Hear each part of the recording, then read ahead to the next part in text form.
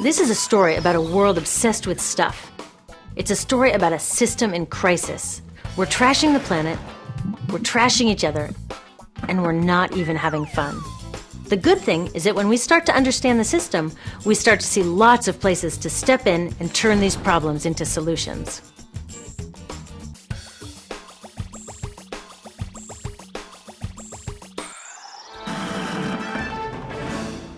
I am so glad that the world is finally getting together to stop climate change. When I first heard that our leaders were meeting to talk about solutions, I breathed a huge sigh of relief. Didn't you? Then I said, wait a minute, what exactly are they planning to do about this problem? So I looked into it. And I gotta tell you, not all the solutions they're working on are what I'd call solutions. In fact, the leading solution, known as cap and trade or emissions trading, is actually a huge problem. Now, I know this is the last thing you want to hear, but the future of our planet is at stake, so we gotta take the time to understand what's going on here. Okay, meet the guys at the heart of this so-called solution. They include the guys from Enron, who designed energy trading, and the Wall Street financiers like Goldman Sachs, who gave us the subprime mortgage crisis. Their job is to develop brand new markets. They stake their claims, and then when everyone and their grandmother wants in, they make off with huge amounts of money as the market becomes a giant bubble and bursts. Well, their latest bubble just burst, and now they have a new idea for a market: trading carbon pollution. They're about to develop a new $3 trillion bubble. But when this one bursts, it won't just take down our stock portfolios, it could take down everything. So how does cap and trade work? Well, pretty much all serious scientists agree that we need to reduce the amount of carbon in the atmosphere to 350 parts per million if we want to avoid climate disaster. In the US, that means reducing our emissions by 80%, maybe even more, by 2050. 80%! Now, the problem is that most of our global economy runs on burning fossil fuels, which releases carbon. The factories that make all our stuff, the ships and trucks that carry it around the world, our cars and buildings and appliances, and just about everything.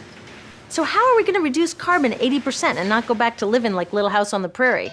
Well, these cap and trade guys are saying that a new carbon stock market is the best way to get it done. The first step would be getting governments around the world to agree on a yearly limit on carbon emissions. That's the cap. I think that part is great. So how do they want to ensure that carbon emissions stay under the cap? Well, governments would distribute a certain amount of permits to pollute. Every year there would be fewer and fewer permits as we follow the cap to our goal.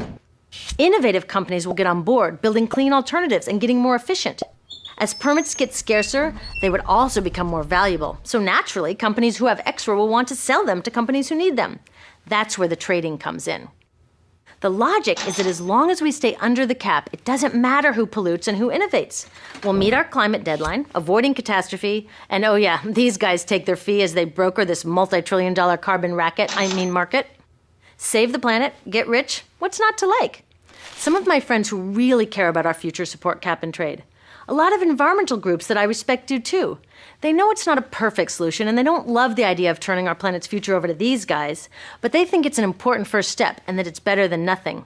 I'm not so sure. And I'm not the only one. A growing movement of scientists, students, farmers, and forward-thinking business people are all saying, wait a minute.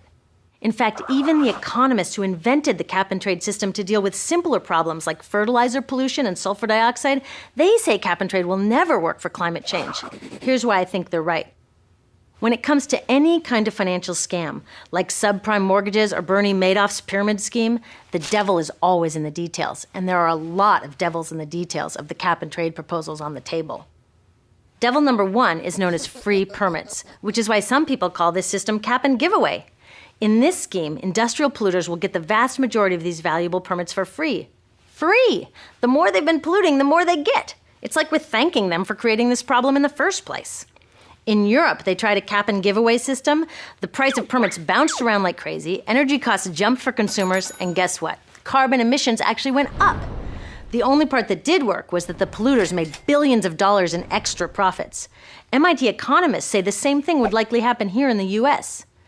Those billions come from our pockets. A real solution would put that money to work stopping climate change. Instead of just giving permits away to polluters, we could sell them and use the money to build a clean energy economy, or give citizens a dividend to help pay for higher fuel prices while we transition to that clean energy economy, or share it with those most harmed by climate change. Some people call this paying our ecological debt. Since we in the richest countries released the most carbon for centuries and lived a pretty comfy lifestyle in the process, don't we have a responsibility to help those most harmed? It's like we had a big party, didn't invite our neighbors, and then stuck them with the cleanup bill. It's just not cool.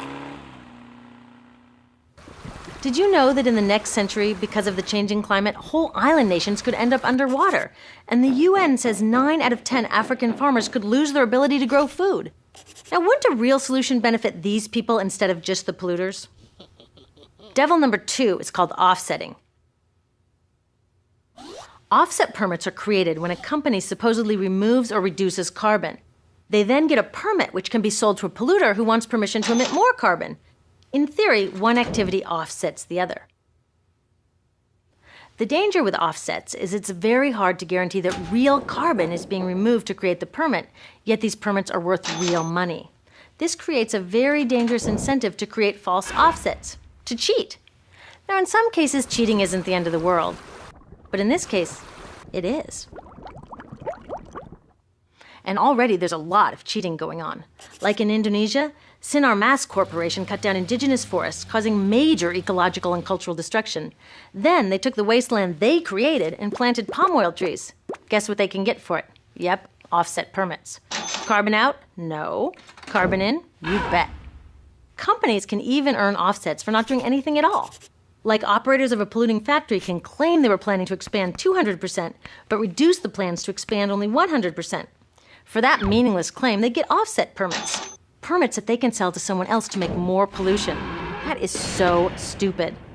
The list of scams go on, and many of the worst ones happen in the so-called third world, where big business does whatever it wants to whomever it wants. And with lax standards and regulations on offsets, they can get permits for just about anything. Devils 1 and 2, cap and giveaway and offsetting, make the system unfair and ineffective. But the last devil, which I call distraction, makes it downright dangerous. You see, there are real solutions out there. But cap and trade with its loopholes and promises of riches have made many people forget all about them. We're not even close to a global agreement on a carbon cap to begin with, and duh, that is the whole point of cap and trade. But instead of hammering out a fair and strong deal, we're putting the cart before the horse and rushing off to trade schemes and offsets. With all the bogus offset projects, huge giveaways to polluters, and the failure to address the injustices of climate change, do you think the third world will get on board with a global cap? I doubt it. If a cap and trade proposal is stopping us from actually capping carbon, it's a dangerous distraction. We don't need to let these guys design the solution. We, us, our governments, we can make laws and do it ourselves. In my country, we already have a law, the Clean Air Act, that confirms that carbon is a pollutant which our environmental agency is allowed to cap. So what are we waiting for? Go, EPA, go! Cap that carbon! Instead, a U.S. cap and trade law proposed in 2009 guts the Clean Air Act, leaving it to the market to fix the problem. If a cap and trade proposal weakens our ability to make strong laws, it's a distraction. Concerned citizens around the world need to speak out and demand that we redesign our economies away from fossil fuels. But cap and trade makes citizens think everything will be okay if we just drive a little less, change our light bulbs, and let these guys do the rest. If cap and trade creates a false sense of progress, it's a dangerous distraction. These cap and trade proposals are mostly about protecting business as usual. Right now, the U.S. subsidizes fossil fuels at more than twice the rate of renewables. What? We shouldn't be subsidizing fossil fuels at all. These guys don't seem to realize that the simplest way to keep carbon out of the atmosphere is to leave it safely in the ground. U.S. Congressman Rick Boucher, a well-known friend of the coal industry, voted for cap and trade. He said it strengthens the case for utilities to continue to use coal. No law that encourages coal use can stop climate change, period. Solid caps, strong laws, citizen action, and carbon fees to pay off ecological debt and create a clean energy economy. That's how we can save our future. The next time someone tells you that cap and trade is the best we're going to get, don't believe them. Better yet, talk to them. They probably want a future safe from climate change too. Maybe they've just forgotten that you can only compromise to a point before a solution isn't really a solution. Look, I know we'd love to sacrifice nothing, save the planet, and get rich doing it. But get real. This is the biggest crisis humanity has ever faced. We can't solve it with the mindset, their mindset, that got us into this mess. We need something new. It won't be easy, but it's time we dream bigger. It's time to design a climate solution that will really work.